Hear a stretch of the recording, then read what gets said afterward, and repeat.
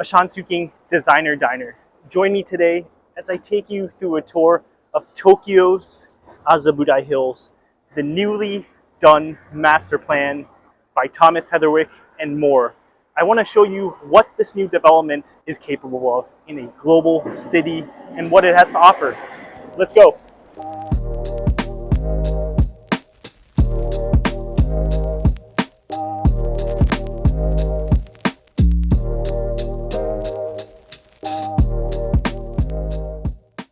This site was opened in 2023 by Thomas Heatherwick out of London, and it's been going on for many years. And it's not just him that designed this. It's, you know, he looked at the streetscape level and the lower levels of the buildings, but it was a big team that really went into the production of this.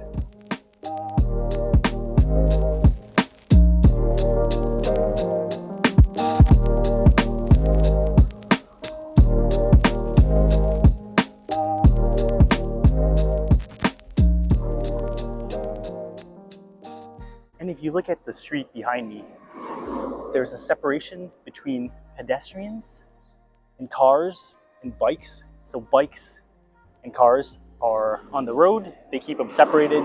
You see this guardrail, which is a nice feature to have actually, and you see it all throughout Asia, just to prevent people from crossing. And I think that's, you know, partly due to the scale of these cities, but at the same time, you know, these are a darker color and they blend in nicely with the warm tones of the architecture and even the landscape.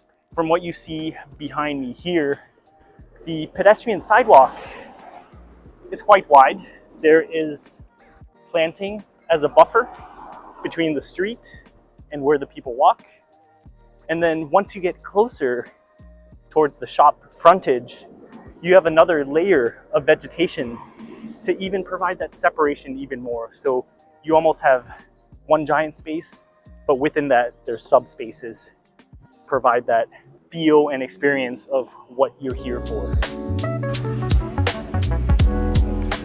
The first thing I noticed when I walked into this development is how green it is. There's vegetation implemented everywhere, from streetscapes all the way up to the buildings. Literally, it's integrated into the roofs, and you can see some of the buildings are curved and really makes it seem like a natural feature that sits right in the middle of this busy city. I mean, the scale of these streets make it feel really safe, you know? You don't really have cars driving by that's so fast. So it's really looking at the pedestrian scale.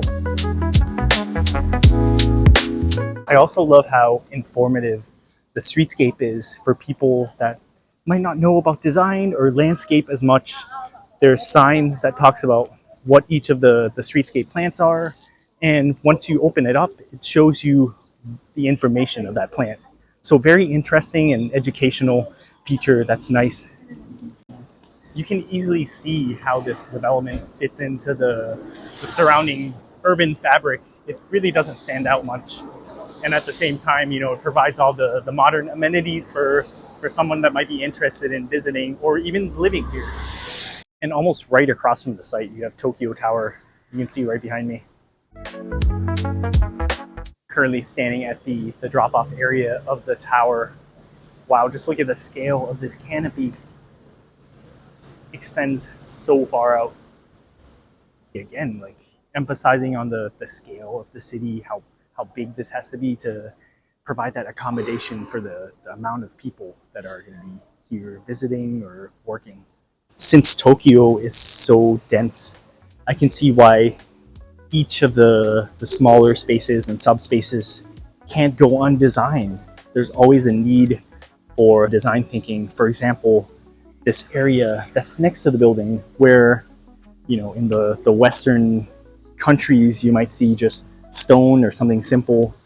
But for a place like here, you have a water feature that produces this white noise to create a calming, serene environment and give you a little break from all the rush of the city.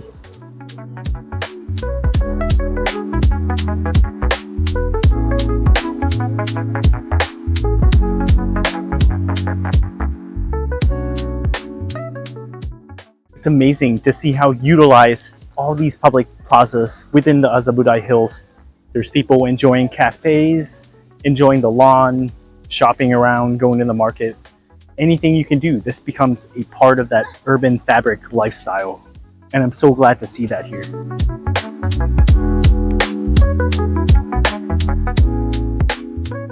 Thank you so much for watching. I hope you enjoyed this tour of Azabudai Hills. And being one of the newest developments in Tokyo, I'm glad I can make it here. Stay tuned for the next episode as I take you on more of these design tours.